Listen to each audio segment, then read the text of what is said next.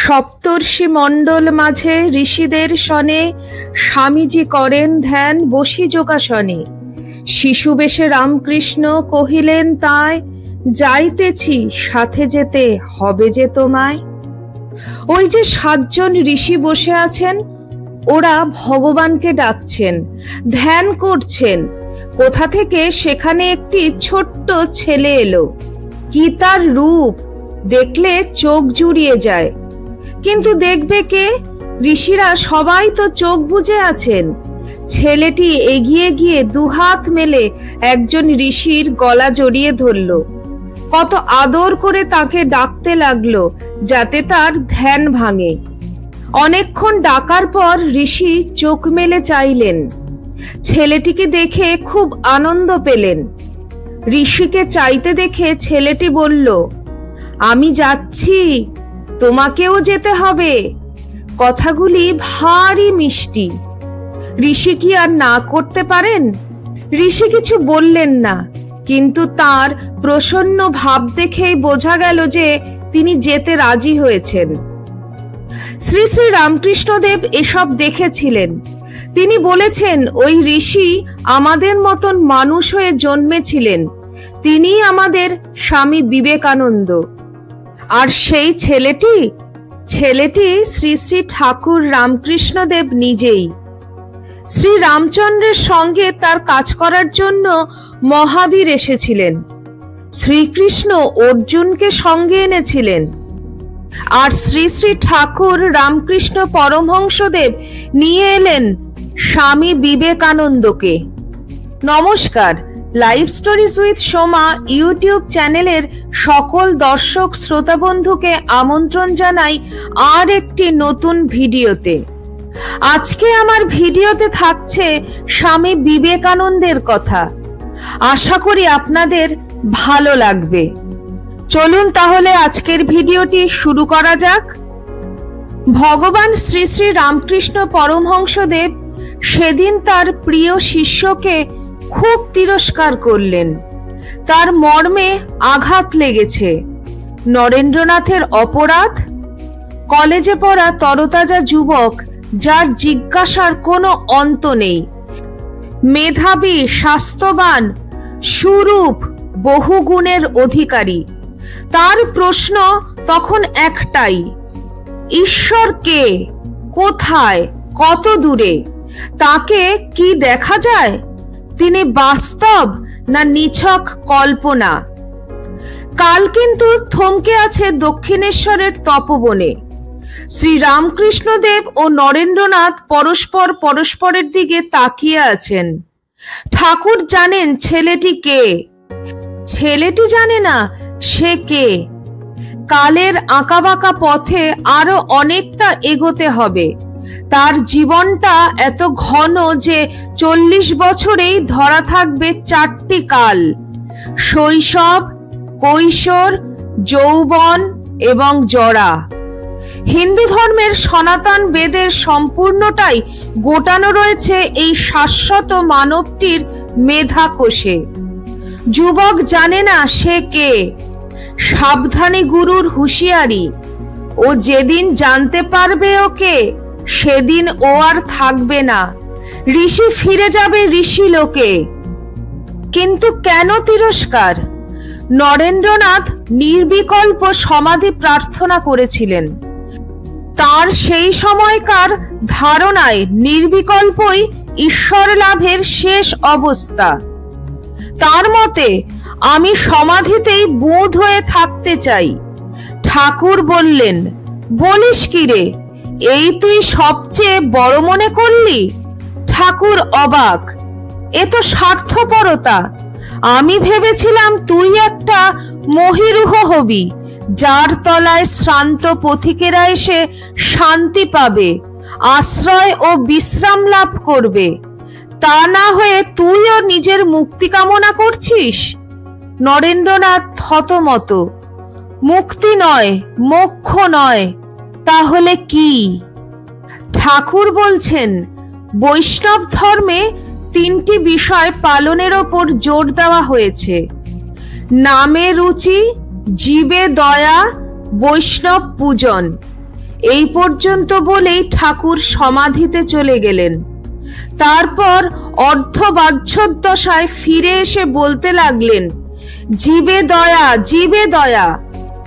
কীটানুকীট, তুই জীবকে দয়া করবি? দয়া করার তুই কে? না না, জীবে দয়া নয়, শিব জ্ঞানে জীবের সেবা। ঠাকুরের সেই কথা সকলেই শুনলেন। নরেন্দ্রনাথ একটু যেন বেশি শুনলেন। মন্ত্র পেলেন অভ্রান্ত পথ নির্দেশ। নরেন্দ্রনাথ গভীর আবেগ মেশানো গলায় বললেন, কি অদ্ভুত আলো আজ ঠাকুরের কথায় দেখতে পেলাম। এ এক নতুন বেদান্ত। ভগবান যদি কখনো দিন দেন তো আজ যা শুনলাম এই অদ্ভুত সত্য সর্বত্র প্রচার করব। পণ্ডিত, মূর্খ, ধনী, দরিদ্র, ব্রাহ্মণ, চণ্ডাল সকলকে শোনাবো। এর পরের ঘটনা আমরা সবাই জানি। নরেন্দ্রনাথ দত্ত থেকে স্বামী বিবেকানন্দ হয়ে ওঠার কাহিনী। আর জানি কি করে শিব জ্ঞানে জীবের সেবা আজীবন করে গেছেন স্বামীজি। এবারে আসুন স্বামীজির একেবারে শেষের সেই দিনগুলির কথা শুনি, যখন তিনি একটু একটু করে তৈরি হচ্ছেন ঋষিলোকে ফিরে যাওয়ার জন্য। একদিকে স্বামীজি জীবনের অন্তিম লগ্নে রোগাক্রান্ত, অন্যদিকে তার সুপ্ত ইচ্ছেকে সফল করার প্রয়াস। তাই স্বামীজির প্রিয় বিজ্ঞানানন্দজি জানিয়েছেন সেই মুহূর্ত যখন তিনি তার ইচ্ছে পূরণ এবং অলৌকিক সাক্ষাৎ পাওয়ার উজ্জ্বল মুহূর্তগুলি। স্বামীজির শরীর একেবারে জীর্ণ হয়ে উঠেছে।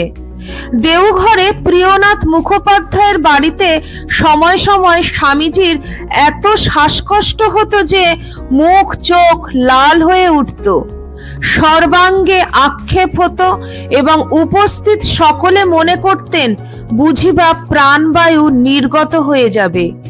স্বামীজি বলেছেন এই সময় একটি উঁচু তাকিয়ার ওপর ভর দিয়ে বসে অনন্তকালের জন্য প্রতীক্ষা করতেন। কখনো কখনো এমন হতো যে যন্ত্রণায় কাতর স্বামীজি বলছেন, আমি কি করব, আমার শরীরটা 24 ঘন্টাই জ্বলছে, মাথার ঠিক থাকে না, আমি বেঁচে থাকলে হয়তো তোমাদের বৃথাই কষ্ট দেব। দেখো রাজা, একটা কাজ করতে পারো, ওদের রেসিং হর্স যখন অকেজো হয়ে পড়ে তখন কি করে জানো? তাকে বন্দুকের গুলিতে মেরে ফেলে। আমি তোমাকে একটি রিভলভার জোগাড় করে দেব, তুমি আমাকে গুলি করে মারতে পারবে? আমাকে মারলে কোনো ক্ষতি হবে না, আমার কাজ ফুরিয়ে গেছে। সেই কাতর শারীরিক যন্ত্রণার মধ্যেও তার প্রিয় স্বামী বিজ্ঞানানন্দজিকে জানিয়েছিলেন শেষ ইচ্ছে। চলুন শুনি সেই শেষ ইচ্ছেটি কি ছিল। স্বামী বিজ্ঞানানন্দজির কথাগুলি আপনাদের পাঠ করে শোনাই। একদিন বিকেলে বেড়াতে যাওয়ার সময় স্বামীজি আমায় ডেকে নিলেন। গঙ্গার ধারে বেড়াতে বেড়াতে ঠাকুরের যে একটি মন্দির হবে সে কথা খুব জোরের সঙ্গে বললেন। আমাকেও জিজ্ঞাসা করলেন, তুমি কি বলো? আমি বললাম, আপনি বলছেন যখন তখন নিশ্চয়ই হবে। মন্দিরের কথা বলতে বলতে তার মুখ চোখের চেহারা একেবারে অন্যরকম হয়ে গেল। মনে হচ্ছিল যেন তিনি মন্দিরটি স্পষ্ট দেখতে পাচ্ছেন। তারপর কিছুক্ষণ মন্দিরটি কেমন হবে সেই সব প্রসঙ্গে আলোচনা চলল। তারপর আমাকে একটি প্ল্যান তৈরি করতে বললেন। খানিক পরেই কিছুটা গম্ভীর হয়ে বললেন, এ দেহটা ততদিন থাকবে না, তা আমি ওপর থেকেই দেখব। অতঃপর 1935 সালের 10ই মার্চ স্বামীজি পরিকল্পিত পরমহংসদেবের মন্দিরের নির্মাণ কাজ শুরু হয়। শেষমেশ 1938 খ্রিস্টাব্দের 14ই জানুয়ারি পৌষ সংক্রান্তির দিন গর্ভমন্দিরে শ্রী শ্রী ঠাকুরের বিগ্রহ স্থাপন করে মন্দির প্রতিষ্ঠা হবে স্থির হয়। মন্দির প্রতিষ্ঠান দুদিন আগেই বিজ্ঞানানন্দজি এলাহাবাদ থেকে মঠে এলেন। পুজো ভোগ আরতি শেষ হলো। মহারাজ ঘরে ফিরে গেলেন। মহারাজ ঘরে ফিরে বললেন, স্বামীজি, আপনি ওপর থেকে দেখবেন বলেছিলেন, আজ দেখুন আপনারই প্রতিষ্ঠার নতুন মন্দিরে বসেছেন। বিজ্ঞানানন্দজি মহারাজ স্পষ্ট দেখতে পেলেন স্বামীজি, রাখাল মহারাজ, মহাপুরুষ মহারাজ, শরৎ মহারাজ, গঙ্গাধর মহারাজ প্রমুখ সকলেই সেখানে দাঁড়িয়ে আছেন। কিছুক্ষণ পর বিজ্ঞানানন্দজি মহারাজ বললেন, এবার আমার কাজ শেষ হলো। স্বামীজি আমার ওপর যে কাজের ভার দিয়েছিলেন সেই কাজের ভার আমার মাথা থেকে নেমে গেল।